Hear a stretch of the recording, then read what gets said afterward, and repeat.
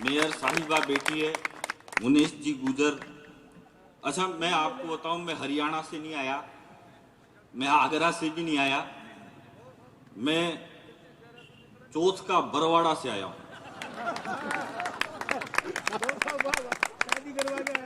और भगवान कसम में वापिस भी वहीं जाऊंगा,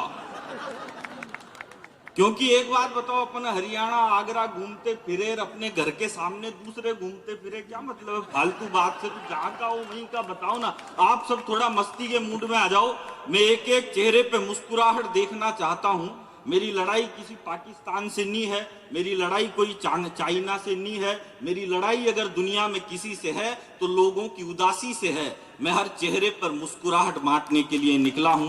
आदरणीय मेयर साहिब, आपको भी प्रणाम करता हूं। मैंने नाम देखा मुनेश जी गुजर, तो मैंने सोचा कोई दाढ़ी मूछ वाला आदमी होगा, लेकिन फिर अभी आपको देखा तो बहुत अच्छी बात है कि राजस्थान के सबसे बड़े शहर का प्रतिनिधित्व एक महिला कर रही है। आपको बहुत प्रणाम करता हूं। और असलम फारूकी जी बैठे हैं, सर आपको भी बहुत बहुत हमारा प्रणाम सलाम, और जितनी भी जनता बैठी है उनको विशेष प्रणाम। तो मैं कोई माथा फोड़ी, आप सब थोड़ा मस्ती के मूड में आओ। वो एकेश पार्थ कहाँ गए? हाँ, ये एकेश पार्थ बहुत देर से इसका एंकरिंग कर रही है। एकेश पार्थ को हम किसी भी प्रोग्राम में देख लो, इधर आओ, इसको हम किसी भी प्रोग्राम में लाने से पहले 1 घंटा साबुन से धोते हैं, फिर 2 घंटा उस साबुन को धोते हैं जिससे इसको धोया था। फेयर एंड लवली भी लगा लिया करो। बस आप मस्ती के मूड में रहो। देखो, मजा कभी किसी के बाप का गुलाम नहीं होता, आदमी को मजा लेना चाहिए। ये मोदी जी, योगी जी, राहुल जी, सलमान खान, ये सारे जवानी में नहीं ले पा रहे, और वो आशाराम बाबा ने बुढ़ापे में ले रखे हैं।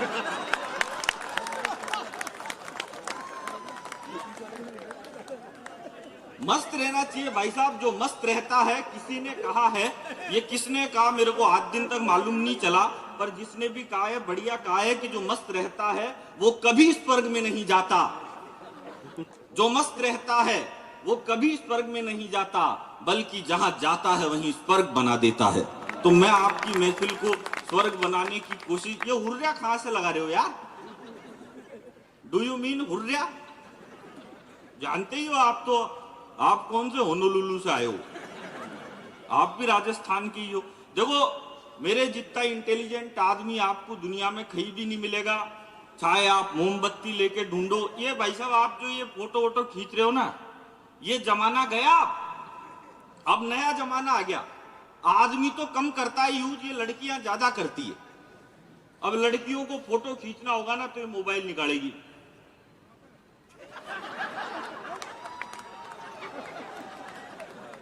आप ढंग से देखना, सेल्फी खींचते टाइम लड़कियों का और बीड़ी पीते टाइम गांव के बूढ़े डोकरों का मुंह एक जैसा हो जाता है।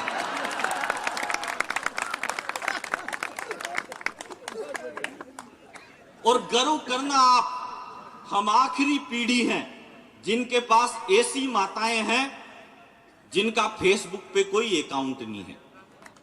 हम आखिरी पीढ़ी हैं जिनकी माताओं को व्हाट्सएप चलाना नहीं आता। हम आखिरी पीढ़ी है जिनकी माओं को बतख की तरह मुंह करके सेल्फी खिंचाना नहीं आता। वरना आजकल तो भाई साहब ऐसा जमाना आ गया है? वो मुंबई की चौपाटी पे एक लड़की अपने बॉयफ्रेंड के साथ घूम रही थी, तो उसको हस्बैंड ने देख लिया। हस्बैंड ने बॉयफ्रेंड को देखते ही कूटना स्टार्ट कर दिया, दे दमादम दे दमादम। तो लड़की उसके साइड में हो गई, बोला मार साले को, अपनी लुगाई को तो घुमाता नहीं और दूसरे की लुगाया घुमाता फिरता है। ये सुन के बॉयफ्रेंड को भी जोश आ गया, तो उसने हस्बैंड को कूटना स्टार्ट कर दिया। तो लड़की फिर उसके साइड में हो गई, बोला मार साले को, न तो खुद घुमाता है न दूसरे को घुमाने देता है।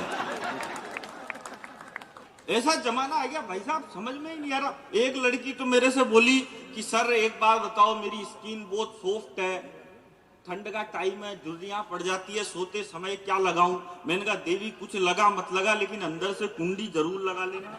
जमाना बहुत खराब चल रहा है। मैं आपके बीच में ऐसी कोई माथा फोड़ी की बात नहीं करूंगा जिससे दिमाग पे लोड पड़े। मेरे जितना इंटेलिजेंट आदमी आपको कहीं मिलेगा ही नहीं, भगवान कसम, झूठ नहीं बोल रहा हूं। ये एक बात बताऊं, आप सब बढ़िया हंस रहे हो, पर ये भाई साहब बहुत बढ़िया हंस रहे। हाँ, भगवान कसम, आप तो ऐसे हंस रहे हो जैसे मेरा साडू ही बनने वाले हो। साडू जानते हो साडू किसको कहते हैं? एक ही कंपनी द्वारा ठगे हुए 2 ग्राहकों को साडू कहते हैं। मैं तो इतना इंटेलिजेंट आदमी भाई साहब। आदमी को 24 घंटे मस्त रहना चाहिए भाई साहब, फालतू टेंशन में क्या रखा है? वरना दुनिया में सबसे ज्यादा तो आदमी अपनी लुगाई से ही दुखी रहता है। सही कह रहा हूं। पत्नी को इंग्लिश में कहते हैं वाइफ। वाइफ की स्पेलिंग होती है WIFE और इसकी फुल फॉर्म होती है without information fighting every time. कभी भी लड़ने के लिए तैयार रहती है। वो एक आदमी तो अपनी लुगाई के साथ नैनीताल में चला गया। अब नैनीताल में वो 2 महीने तक रहा। 2 महीने के बाद उसने सोचा अब होटल चेकआउट कर देते हैं, तो मैनेजर के पास गया। मैनेजर से पूछा, मैनेजर साहब बिल कितना हुआ? बोला जी आपका बिल हुआ है 10 लाख रुपए। बोला साहब 10 लाख रुपए किस बात के? बोला साहब 10 लाख रुपए में 50,000 रुपए तो आपके खाने के। वो बोला जी खाना तुमने खाया ही नहीं। मैनेजर बोला खाना क्यों नहीं खाया आपने? खाना तो बिल्कुल तैयार था। बोला और पैसे किस बात के? बोला साहब 50,000 रुपए आपके एसी के। वो बोला जी एसी तो हमने चलाया ही नहीं। मैनेजर बोला एसी क्यों नहीं चलाया आपने? एसी तो बिल्कुल तैयार था। बोला और पैसे किस बात के? बोला साहब 2,000 रुपए आपके लाइट के। वो बोला साहब लाइट तो हमने जलाई नहीं। मैनेजर बोला लाइट क्यों नहीं जलाई आपने? लाइट तो बिल्कुल तैयार थी। तो उस आदमी को गुस्सा गया। गुस्सा खा के वो मैनेजर से बोला, मैनेजर पहले तो तू मेरे 10 करोड़ रुपए का बिल चुका। मैनेजर बोला तेरा कौन सा 10 करोड़ रुपए का बिल? तो वो बोला तूने मेरी लुगाई को छेड़ा है। मैनेजर बोला रे मैंने तो तेरी लुगाई को बिल्कुल ही नहीं छेड़ा।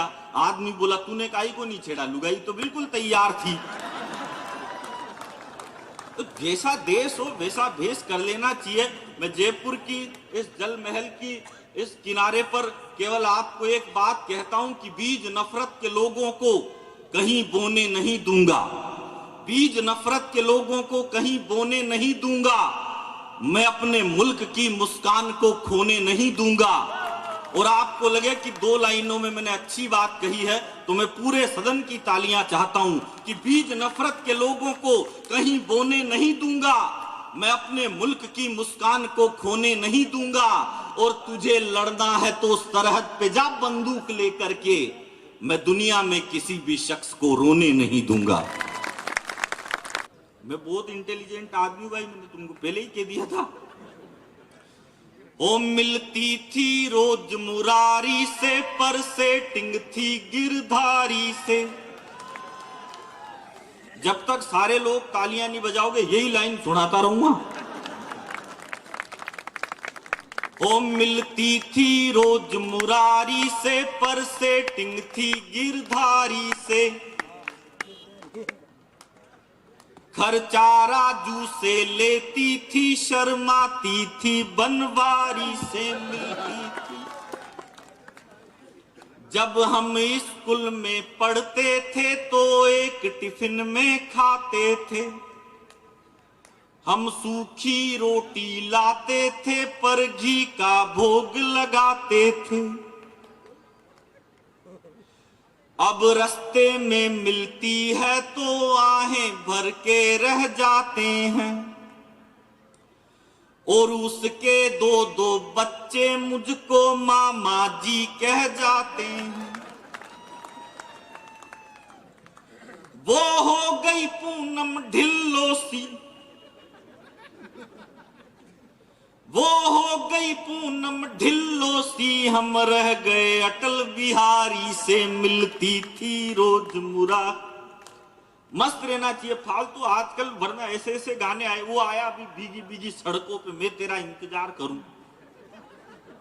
अब एक बार बताओ, इंतजार करने में सड़क भीगी हो सूखी हो क्या मतलब है? इंतजार करने का मजा तब है सड़क कैसी भी हो, लड़की भीगी होनी चाहिए।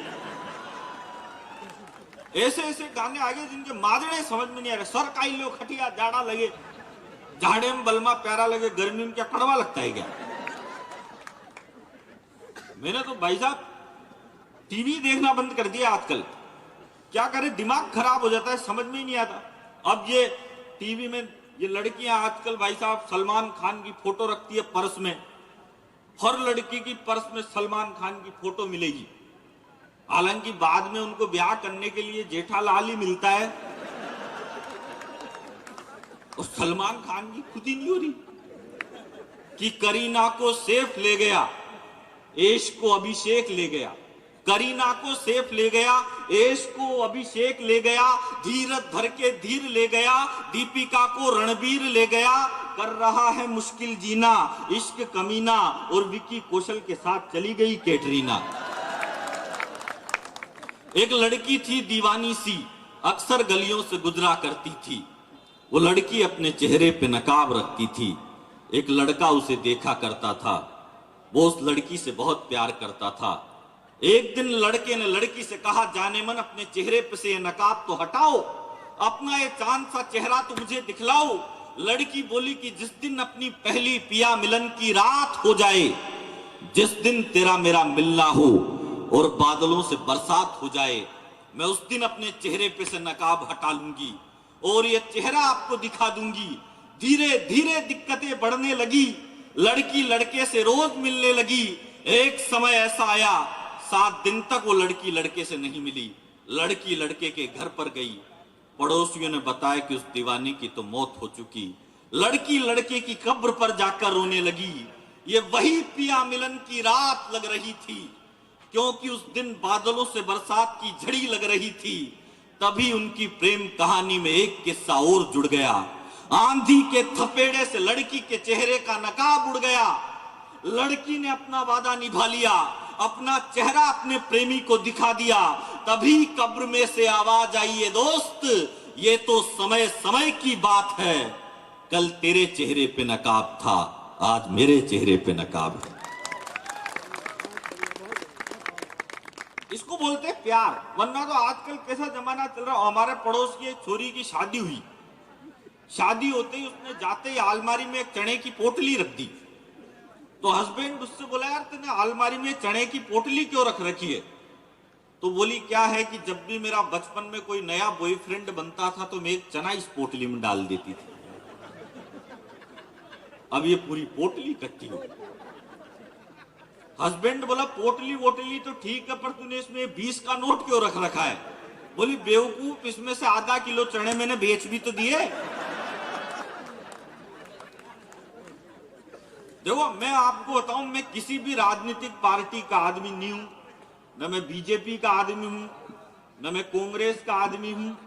मैं केवल मेरी लुगाई का आदमी हूं, और मैं किसी का भी आदमी नहीं हूं। अपने को क्या मतलब है यार फालतू बातें, मस्त रहना चाहिए। हमारे पड़ोस के गुप्ता जी ने एक लड़की को भाजपा का चुनाव चिन्ह भेंट कर दिया। लड़की भी इंटेलिजेंट थी, उसने कांग्रेस का चुनाव चिन्ह रसीद कर दिया। तब से गुप्ता जी की लुगाई गुप्ता जी को इस अपराध के लिए आम आदमी पार्टी का चुनाव चिन्ह लेके ढूंढ रही है। लेकिन गुप्ता जी भी 1.5 साने समाजवादी पार्टी का चुनाव चिन्ह लेके फरार हो गए। अब बहुत सारों को ये बात कल समझ में आई क्या?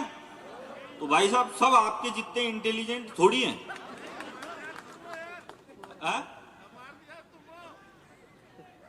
अब तो जयपुर का तो बच्चा इंटेलिजेंट होता है। देखो, जब भी कोई जिक्र करेगा वीरों के बलिदान का, सबसे ऊपर नाम मिलेगा मेरे राजस्थान का।